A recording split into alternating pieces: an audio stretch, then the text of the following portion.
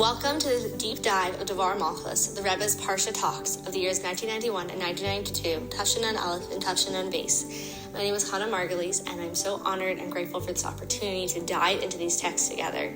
This is part of the Geula Wives podcast. Geula Wives is all about living Geula in our marriages, revealing and tapping into and receiving the beauty, connection, peace, and joy, purpose that is possible in all of our marriages, living the marriages of our dreams and truly experiencing Geula. This specific series is focused on the Geula part of Geula Wives, as we really live with ideas of Mashiach and really live with these powerful concepts of what Geula is.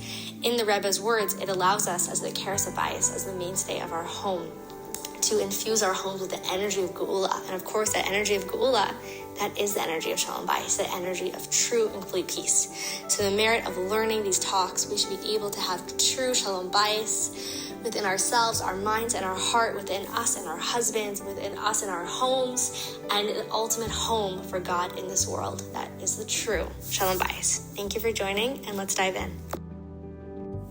In this week's Parsha, Parsha's Sisa, we learn the advantage of the ascent that comes after the descent. This week's Parsha talks all about the sin of the golden calf. And yet, it's not called that. It's called Sisa, which is the idea of lifting up our heads in the counting of a census, where every single Jew above the age of 20 gave half a shekel to be counted, and this, of course, went towards the Mishkan. And so this is a very elevated state of being counted and raising up our heads. And so you'd think that this parsha would focus on the negativity, the sin of the golden calf, but it doesn't. It actually shows us and highlights the positivity of what really occurred. And we see this from the advantage of the second luchos, the second set of the 10 Commandments, than the first. So what's the simple story, as outlined in this week's Parsha, is Moshe goes up the mountain and to receive, the Torah for 40 days. The Jewish people get antsy, we get scared, we start doubting Moshe, start doubting if Moshe's coming back. The Satan, to confuse us, actually shows us an image of Moshe being brought to heaven on a coffin, God forbid, and we panic, and we build a golden calf. Now Moshe comes down, sees what's going on, right? Hashem says, okay, the people messed up, we go down. Moshe goes down, he smashes the luchos, and that begins a journey of tshuva, where we ask Hashem to forgive us, and Moshe prays on our behalf, and ultimately that forgiveness is granted in Rosh Chodesh Elul, and after another 40-day period of Moshe ascending the mountain on Yom HaKippurim, the second set of the commandments are given. But this time, Moshe Rabbeinu has to chisel them out himself. Pesalecha, carve out for yourself these 10 commandments. And you'd think that that's a downgrade, right? The first one, God literally made the luchos. He literally made that very 10 commandments. Like he himself made it. And you could tell when you looked at the 10 commandments, the first ones, you could see godliness. You could see that it's Hashem's creation. Kind of like when you look at a person, you see their eyes, right? You see godliness. There's a revelation there more than, let's say, looking at a rock. When you saw this, you literally saw godliness. Versus with the second set, Moshe was commanded to make them.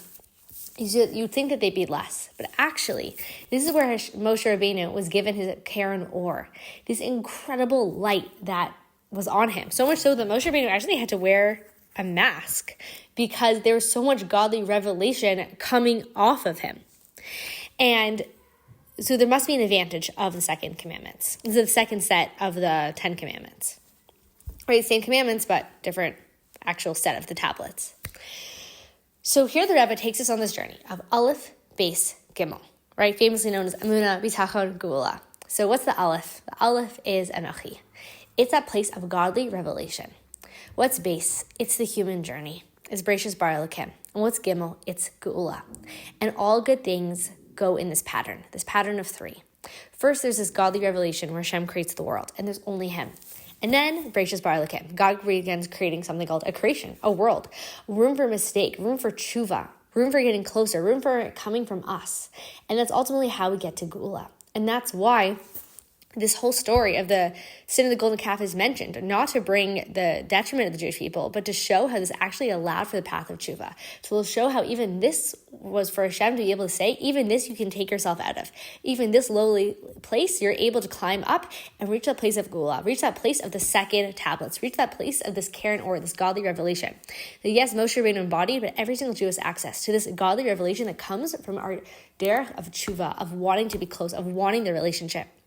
And so the world was not meant to follow this path of just, godly revelation, Aleph, and right to Geulah. No, we're meant to have this base, this bracious, this room for us to draw close to Hashem. And so that is why this parsha explains everything at length, and not to show the negativity of the Jewish people through the golden calf, but actually showing how Hashem allows for us to pick ourselves up from even the lowest place, because ultimately wants is this connection with us. And that's how we get to the true Geulah, the Dir B'Tachtonim, where we get to this place where Hashem is truly dwelling within us, where it comes from us, and therefore it sticks and it lasts. Hashem doesn't just want to shine his endless light and it will, banish worldliness. He wants his endless light to shine within us, within the worldliness. And so that is highlighted in this week's parsha to an incredible extent. And with this, the Rebbe gives us incredible blessings to be able to tap into Geulah here and now, that we've done the work, right? We've received the godly revelation. We've internalized it. And now we're able to go to this space where that is just our everyday reality. I highly recommend to learn the Dvar Malchus inside. It's geschmack, it's full.